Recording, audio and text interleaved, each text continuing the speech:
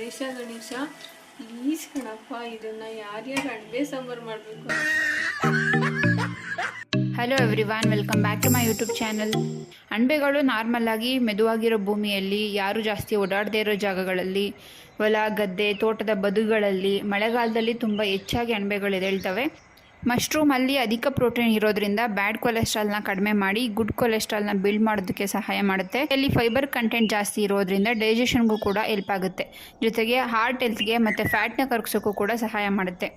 ಇವಾಗೆಲ್ಲ ಅಣಬೆಗಳು ಅಂಗಡಿಗಳಲ್ಲೆಲ್ಲ ಎಲ್ಲ ಸೀಸನಲ್ಲೂ ಸಿಗ್ತವೆ. ಬಟ್ ನಮ್ಮ ಮನೆಯಲ್ಲಿ ಯೂಶ್ವಲ್ ಆಗಿ ಯಾವಾಗ ಅಣಬೆಗಳು ತೋಟ ಅಥವಾ ನಮ್ಮ ಗದ್ದೆ ಹತ್ರ ಸಿಗ್ತವೋ ಆವಾಗಲೇ ನಾವು ಅದನ್ನು ಯೂಸ್ ಮಾಡ್ತೀವಿ. ನಾನಿವತ್ತು ಹಳ್ಳಿ ಶೈಲಿಯಲ್ಲಿ ನಾಟಿ ಅಣಬೆ ಸಾಂಬಾರು ಮಾಡೋದನ್ನು ತೋರಿಸ್ಕೊಡ್ತೀನಿ. ನಮ್ಮಮ್ಮ ಯೂಶ್ವಲಿ ಇದೇ ಥರ ಮಾಡೋದು. ಫಸ್ಟ್ ಸ್ಟೆಪ್, ಅಣಬೆನ ಕ್ಲೀನ್ ಮಾಡ್ಕೊಳ್ಳೋದು ತುಂಬಾ ಇಂಪಾರ್ಟೆಂಟ್.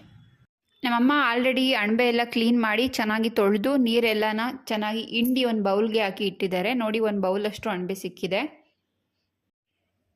ಅಣಬೆ ಸಾಂಬಾರು ಮಾಡೋದಕ್ಕೆ ಒಂದು ಮಿಕ್ಸಿ ಜಾರ್ಗೆ ಸ್ವಲ್ಪ ತೆಂಗಿನಕಾಯಿ ತುರಿ, ಸ್ವಲ್ಪ ಬೆಳ್ಳುಳ್ಳಿ, ಸ್ವಲ್ಪ ಕೊತ್ತಂಬರಿ ಸೊಪ್ಪು, ಒಂದು ಆನಿಯನ್, 1 ಇಂಚ್ ಶುಂಠಿ, 2-3 ಟೇಬಲ್ ಸ್ಪೂನ್ ಸಾಂಬಾರು ಪೌಡರ್, ಸ್ವಲ್ಪ ಕಡಲೆ, 2 ಟೇಬಲ್ ಸ್ಪೂನ್ ಖಾರದ ಪುಡಿ, ಸ್ವಲ್ಪ ಪೆಪ್ಪರ್ ಪುಡಿ ಹಾಕಿ ಸಣ್ಣದಾಗಿ ಪೇಸ್ಟ್ ಮಾಡ್ಕೊತಾ ಇದ್ದೀನಿ. ಇವಾಗ ಒಂದು ಪಾತ್ರೆ ಇಟ್ಕೊಂಡು 2-3 ಸ್ಪೂನ್ ಆಯಿಲ್ ಹಾಕಿ, ಆಯಿಲ್ ಹೀಟ್ ಆದಮೇಲೆ ಸಣ್ಣದಾಗಿ ಕಟ್ ಮಾಡಿರೋ ಒಂದು ಆನಿಯನ್ನ ಹಾಕಿ ಫ್ರೈ ಮಾಡ್ಕೊತಾ ಇದ್ದೀನಿ.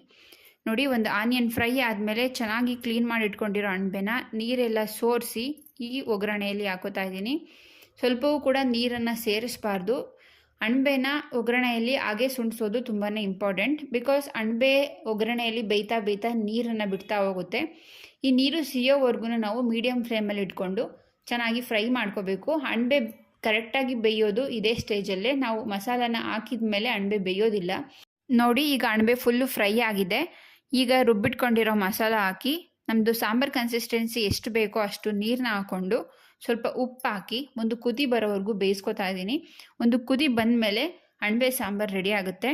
ಅಣಬೆ ಸಾಂಬಾರನ್ನ ನಾವು ರಾಗಿ ಮುದ್ದೆ ಜೊತೆ ತಿನ್ನೋದಕ್ಕೆ ತುಂಬಾ ಚೆನ್ನಾಗಿರುತ್ತೆ.